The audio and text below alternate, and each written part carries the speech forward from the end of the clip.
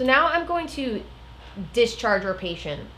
So there is a video on admitting a patient. Now I'm going to show you how to discharge the patient and save the Excel file that is created while the patient was on the monitor. So to get back to your patient admission screen, you want to hit System, Patient Management, and this will bring you back to the main screen from when the monitor was turned on, and you just want to hit Discharge Patient. It says, are you sure you want to discharge? You say yes, and it says, do you want to save patient data? Now this is very, very important. This is saving the Excel data that was created for the whole time the patient has been on the monitor. If you hit no, it erases everything.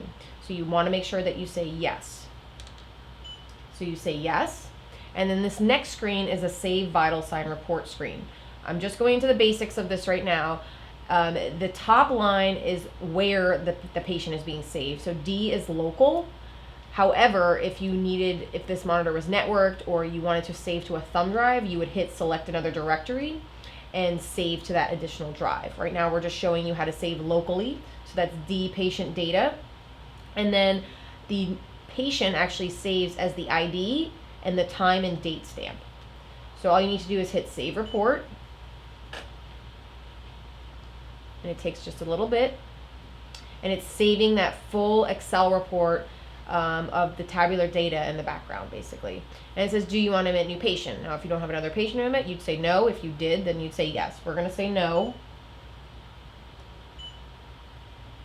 And so now Reggie's been saved. Everything's saved for Reggie. We don't need to do anything additional.